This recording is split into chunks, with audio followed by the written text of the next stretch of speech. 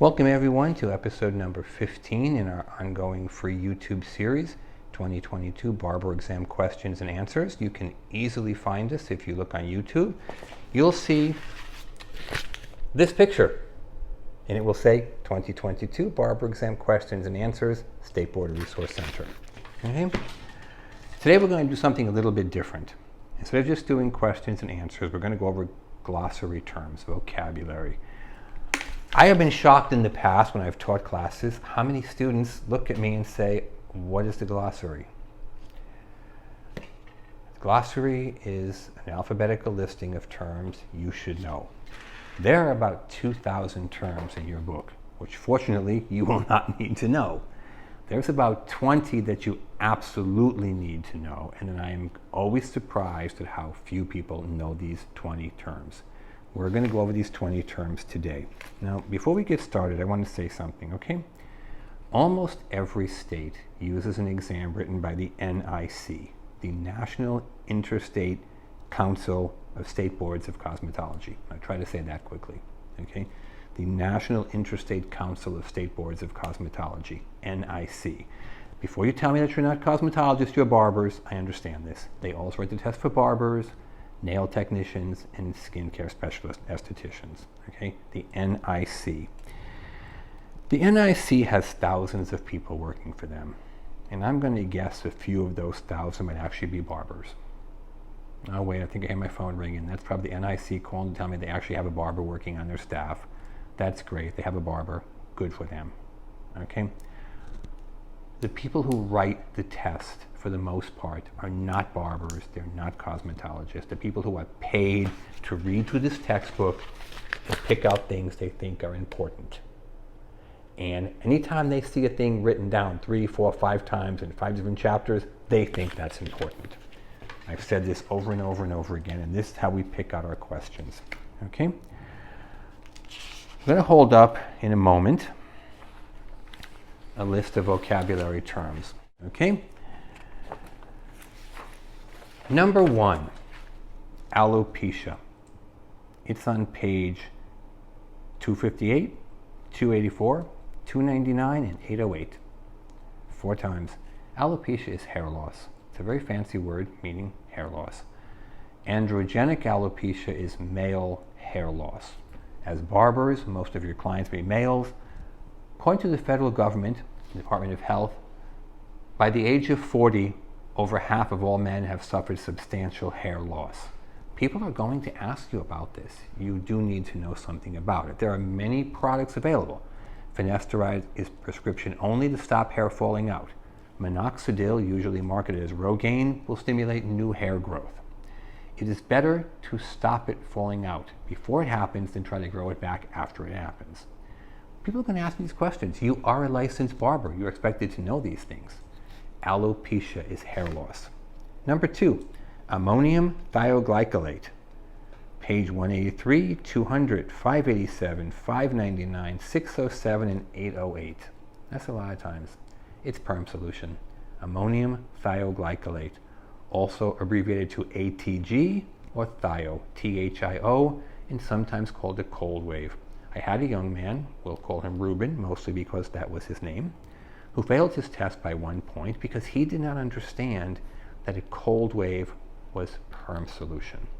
Well, he does now, and he passed his test, and now he's working in a barbershop. Okay, do not be that person, okay, who fails by 1 point.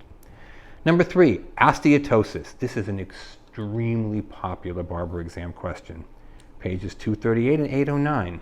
It is dry, scaly skin, completely lacking in oil. Coci, an absolute favorite. Round-shaped bacteria that may appear alone or in groups. Curl reformation, we've talked about this extensively. It's on 7 pages in your textbook. Okay. Effleurage, a massage technique. It is a soft stroking technique, usually the first and last movement in any massage. I don't care if it says manicure, pedicure, male, female.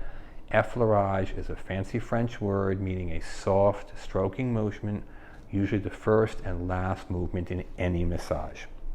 If you know that, you're way more qualified than you need to be. Number 7, folliculitis barbae, sometimes called Barber's itch. Okay, page 264 and 815. Number 8, furuncle or boil. Okay, furuncle is a big word which you probably never hear again. Okay, it's a boil. Histology. Okay, on page 145 and 817. Hyperhidrosis. Hyper, we all know hyperactive children, they run around too much. When you see the word hyper, you're looking for too much of something. Hydro is the Greek word for water. So hyperhidrosis is too much water. In other words, a lot of sweat. Okay? You're outside cutting the grass, it's 120 degrees in Palm Springs in the summer, you're sweating a lot, hyperhidrosis. Okay? Moving right along. Number 11, we have lighteners. State board exams do not like the term bleach. They like the term lightener or decolorizer. It's used to lighten hair. Occipital bone, the hindmost bone of your head. Hindmost, the hindmost bone on everyone's test. Parietal bones or parietal ridge are the bones on the side of your head. Reference points, page 393 and 824. Okay, look this up. Number 15, reverse backhand and reverse freehand on pages 342, 343, 346, 347, 357, and 824. You absolutely, positively must know reverse freehand and reverse backhand. Number 16, root turning, refers to the way they make wigs, or State Board likes to call them hair solutions. It has to do with how the hair is put into the base of the wig. Number 17, another very, very popular question. Safety data sheet, abbreviated as SDS. It basically tells you everything the manufacturer knows about their product. Page 58, 59, 76, 84, 759, and 825. Number 18, stem. We talked about this in an earlier video. It's part of a pin curl. Most barbers say, oh, I'm not doing pin curls. Okay. I've been doing hair for 42 years and I never do pin curls, but I do know what part of a pin curl is called a stem, and you will need to know that too on your State Board exam. Number 19, tinea, ringworm. Okay, there are many kinds of ringworm. On your test, especially, you're going to need to know ringworm of the scalp, which is also called honeycomb ringworm. They like this question. And finally, 20, whorl, W-H-O-R-L. It's usually found in the crown of the head. The hair is growing in a circle. It can be very difficult to cut the hair short. These 20 words, again, please do yourselves a big favor. After the video is over, rewind it, stop it, and write them down. And write the page numbers down I've given you. Look up in your book because you will see every one of these words on your test.